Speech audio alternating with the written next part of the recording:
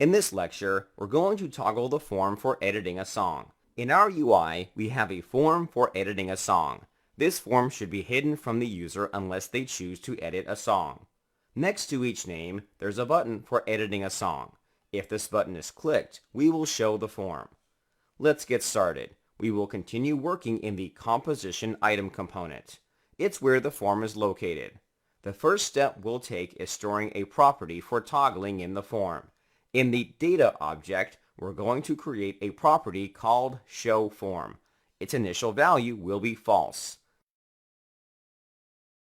The next step is to update the template to use the data. In our components template, there's a button we can use to toggle the property. The forms shouldn't appear until the user clicks on the edit button. First, we'll hide the form based on the property. There are div tags in the composition item element. The first div tag surrounds the name of the song. The second div tag surrounds the form. On the first div tag, we will add the vShow directive.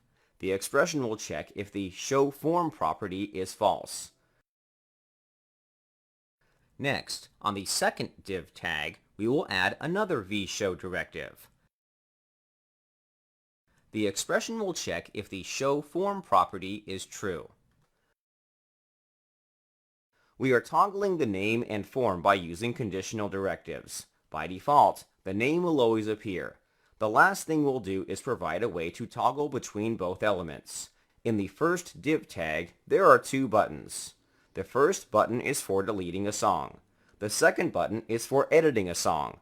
On the second button, attach the click event listener with the prevent modifier. Inside the event, we'll want to set the showForm value to its opposite value. The following expression will work. showForm equals !showForm. Before we test this, let's update the name. Inside the h4 tags, replace the static text with the expression song.modifiedName. That'll help us better distinguish each item on the list. Let's give things a test. Refresh the page in the browser. All forms are hidden from view. If we were to click on the edit button, the form will toggle into view. We can move on to the next step, which is to make the form functional for editing the song.